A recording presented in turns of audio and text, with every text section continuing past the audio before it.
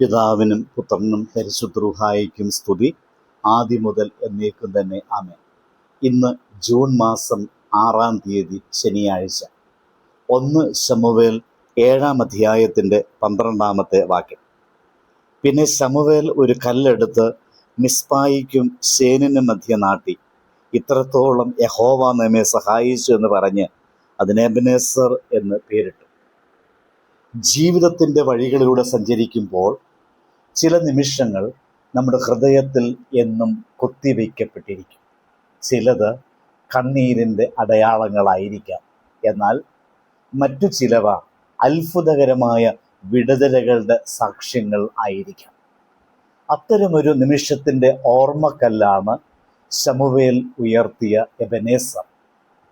Israel ജനതയുടെ ചരിത്രത്തിൽ അതൊരു വിജയസ്മാരകം മാത്രമായിരുന്നില്ല, ദൈവത്തിൻ്റെ വിശ്വസ്തതയുടെ പ്രഖ്യാപനമായിരുന്നു. ഒരിക്കൽ ശത്രുക്കളാൽ തോൽപ്പിക്കപ്പെട്ടവരും ഭയത്താൽ വിറച്ചവരും പാപത്താൽ ദൈവത്തിൽ നിന്ന് അകന്നുപോയവരുമായിരുന്നു അവർ. എന്നാൽ അവർ വീണ്ടും ദൈവസന്നിധിയിലേക്ക് മടങ്ങിയപ്പോൾ കരുണയുടെ വാതിലുകൾ അവർക്കായി തുറക്കപ്പെട്ടു. അവരുടെ നിലവിളി ദൈവത്തിൻ്റെ ഹൃദയത്തെ സ്പർശിച്ചു. അവരുടെ പ്രാർത്ഥന സ്വർഗത്തെ കുലുക്കി.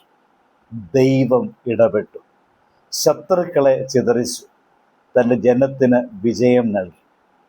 ആ വിജയത്തിൻ്റെ മധ്യേ ശമൂവേൽ ഒരു കല്ല് നിർത്തി. കാരണം മനുഷ്യർ മറക്കും, പക്ഷേ സാക്ഷ്യങ്ങൾ നിലനിൽക്കണം. നമ്മുടെ ജീവിതത്തിലും എത്രയോ എബെനേസറുകളുണ്ട്.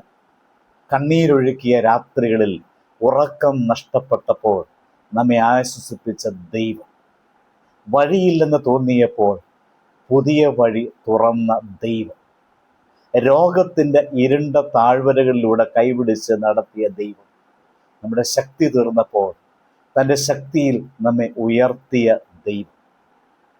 ഇന്ന് നാം ഇവിടെ നിൽക്കുന്നത് നമ്മുടെ കഴിവ് കൊണ്ടല്ല, നമ്മുടെ സമ്പത്ത് കൊണ്ടല്ല, നമ്മുടെ പദ്ധതികളുടെ വിജയത്താലുമല്ല, ദൈവത്തിൻ്റെ കൃപയുടെ കഥയാണ്. ഓരോ ശ്വാസവും അവൻ്റെ ദാനമാണ്, ഓരോ അനുഗ്രഹവും അവൻ്റെ സ്നേഹത്തിൻ്റെ സ്പർശനം.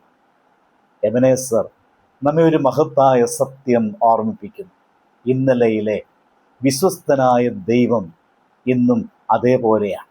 ചിലപ്പോൾ നാം ഭാവിയെക്കുറിച്ച് ഭയപ്പെടുന്നു, നാളെയെക്കുറിച്ച് ആശങ്കപ്പെടുന്നു. എന്നാൽ പിന്നിലേക്ക് ഒന്ന് തിരിഞ്ഞു നോക്കൂ. നമ്മുടെ ദൈവത്തിൻ്റെ കാൽപ്പാടുകൾ നമ്മുടെ ജീവിതത്തിൽ കാണുന്നില്ലേ? നാം വീഴാതെ ഇരുന്നത് അവൻ താങ്ങിയത് കൊണ്ടാണ്. നാം തകരാതെ ഇരുന്നത് അവൻ ചേർത്ത് പിടിച്ചത് കൊണ്ടാണ്. നാം ഇന്നും നിലകൊള്ളുന്നത് അവൻ്റെ കൃപ മതിയായതുകൊണ്ട് മാത്രമല്ലേ? എബെനേസർ എന്ന വാക്ക് ഒരു നന്ദി പ്രഖ്യാപനം മാത്രമല്ല, അത് വിശ്വാസത്തിൻ്റെ പ്രഖ്യാപനവുമാണ്. ഇതുവരെ സഹായിച്ച ദൈവം ഇനിയും സഹായിക്കും എന്നതിൻ്റെ ഉറപ്പ്. സൂര്യൻ ഉദിക്കുന്ന ഓരോ പ്രഭാതവും നമ്മോട് പറയുന്നു, ദൈവത്തിൻ്റെ കരുണ പുതുതായി വന്നിരിക്കുന്നു. ജീവിതത്തിൻ്റെ ഓരോ കൊടുങ്കാറ്റിനിടയിലും നമുക്കുറപ്പോടെ പറയാം, ഇതുവരെ കർത്താവ് എന്നെ സഹായിച്ചു, ഇനി മുതൽക്കും അവിടുന്ന് എന്നെ കൈവിടുകയില്ല. അതുകൊണ്ട് ഇന്ന് നമ്മുടെ ഹൃദയങ്ങളിൽ ഒരു എബെനേസർ ഉയർത്താം.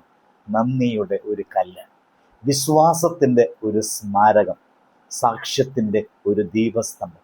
നമ്മുടെ ജീവിതം മുഴുവനും ഒരേ ഒരു ഗാനം പാടട്ടെ. കർത്താവേ, ഇതുവരെ നീ എന്നെ നടത്തി, ഇനിയും നിന്റെ കരം എന്നെ വഴി നടത്തും. നമുക്ക് ദൈവസന്നിധിയിൽ നമ്മുടെ ജീവിതത്തെ സമർപ്പിക്കാം, പ്രാർത്ഥിക്കാം. സ്വർഗീയ പിതാവേ, ഇതുവരെ കർത്താവ് സഹായിച്ചു എന്ന് പറയുവാൻ ഇടയായ അളവറ്റ കൃപയ്ക്ക് സ്തുതി. കഴിഞ്ഞ കാല വഴികളിൽ നീ നടത്തിയ വഴികൾക്കായിട്ടും വിശ്വസ്തതയ്ക്കായിട്ടും കരുണയ്ക്കായിട്ടും സ്തോത്രം.